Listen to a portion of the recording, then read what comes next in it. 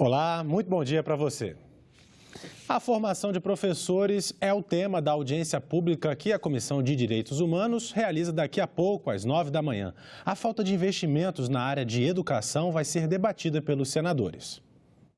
A grande questão aí desse debate é porque estão sendo retirado o orçamento para que os estudantes possam, via o PIBID, se preparar para serem professores no amanhã e até mesmo o aperfeiçoamento dos professores atuais em outras áreas que eles queiram também desenvolver a arte de ensinar e de formar. Como é um belo programa que deu certo, quem vai ser hoje querer ser professor se não tiver incentivo? Veja que a maioria dos estados não paga nem o piso salarial dos professores. A gente fala tanto que a educação é a verdadeira revolução, só que a gente, na hora de investir na educação, por exemplo, na formação dos professores, pagar decentemente os professores, sempre dizem que não há orçamento. Há orçamento, tem que dar prioridade para a educação e por isso essa audiência vai caminhar nessa linha, para que o governo invista na educação e principalmente na formação de professores. E às 9h30 da manhã tem reunião da comissão mista que analisa a medida provisória que trata do Programa Nacional de Microcrédito. Mais informações com o repórter Paulo Acrísio. Depois de ouvir representantes do governo e dos bancos públicos, a comissão mista que analisa a medida provisória que reformula o programa de microcrédito orientado deverá ouvir representantes dos bancos privados e das associações de microcrédito. O programa aposta nos microempreendedores individuais e nas empresas familiares com renda anual de até R$200 mil.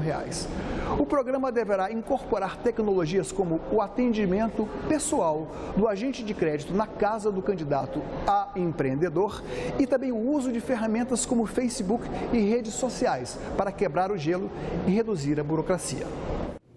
Agora a gente acompanha a programação das outras comissões do Senado para esta manhã. Às 9 horas, na Comissão de Constituição e Justiça, haverá audiência pública sobre as normas dos seguros privados.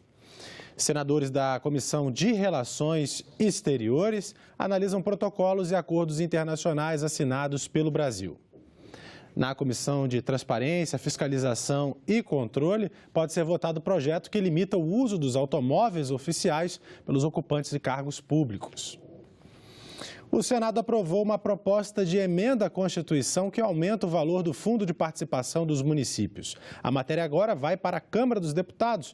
Os senadores também começaram a votar outra mudança na Constituição, essa relacionada à segurança pública. O fundo vai receber dinheiro de impostos pagos pela indústria de armas e material bélico.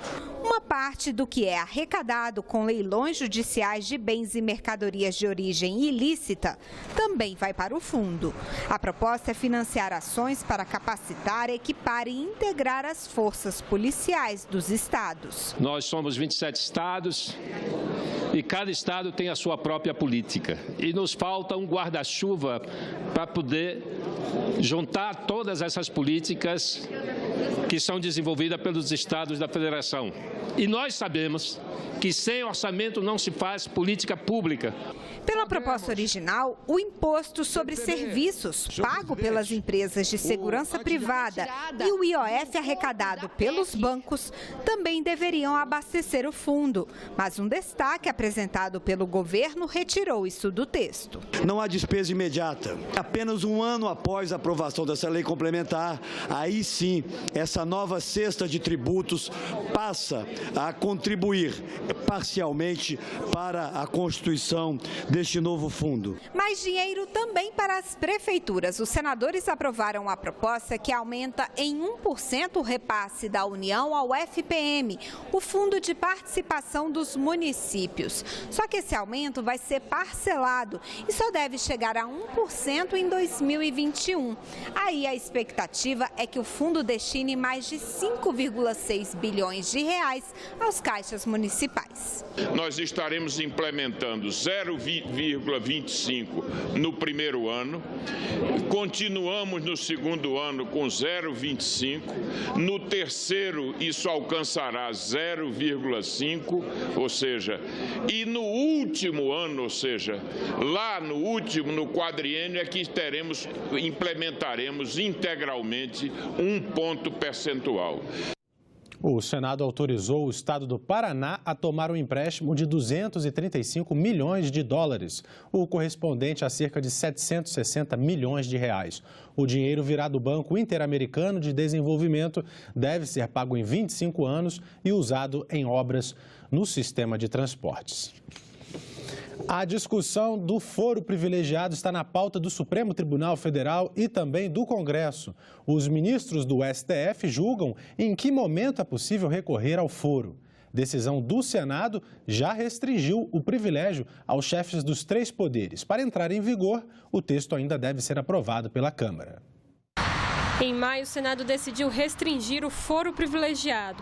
Ele passaria a valer apenas para os chefes dos 3 poderes em casos de crimes comuns. Ela acaba definitivamente com o foro privilegiado para mais de 54 mil autoridades. Acaba com esse privilégio execrável, né? Porque é uma contradição em relação ao artigo 5º da Constituição, que fala que todos somos iguais perante a lei. Lá no STF, a discussão sobre o foro começou no julgamento do caso do ex-deputado Rocha Mendes, acusado de comprar votos quando ainda era candidato. O entendimento do ministro relator é que o caso deve voltar à primeira instância, porque aconteceu enquanto Rocha Mendes ainda não era congressista.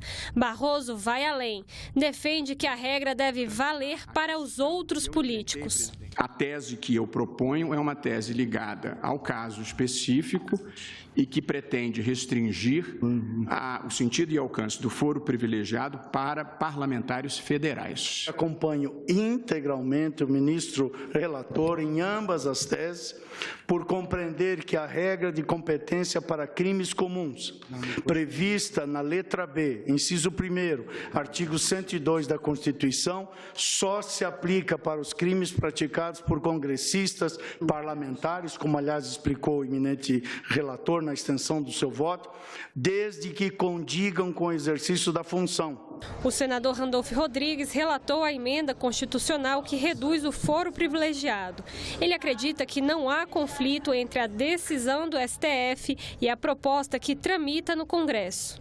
Essa proposta é muito mais ampla do que está sendo debatido no STF. O STF vai modular o exercício do foro. Essa nossa proposta extingue o foro privilegiado no Brasil. A regra do foro por atribuição está prevista na Constituição Federal. Ela determina que presidente da República, ministros e congressistas só podem ser processados criminalmente pelo Supremo Tribunal Federal, governadores de estado pelo STJ e prefeitos pelo TRF.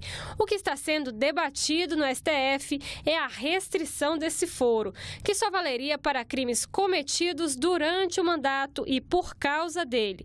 A PEC aprovada pelo Senado também já foi aprovada pela Comissão de Constituição e Justiça da Câmara dos Deputados. Ela ainda precisa ser debatida numa comissão especial e votada pelo plenário. Em relação ao STF, o julgamento está suspenso por causa de um pedido de vista do ministro Dias Toffoli. De qualquer sorte, já está formada a maioria pela restrição do foro. O que falta ser definido é quando essas novas regras passam a valer e como elas afetam os inquéritos que já estão no STF e que envolvem parlamentares. Muitas dessas ações penais envolvem práticas anteriores à diplomação dos políticos. Nós ficamos por aqui. Você pode rever as reportagens desta edição na nossa página na internet, senado.leg.br/tv. Obrigado pela sua companhia, continue sintonizado aqui na TV Senado e até a próxima.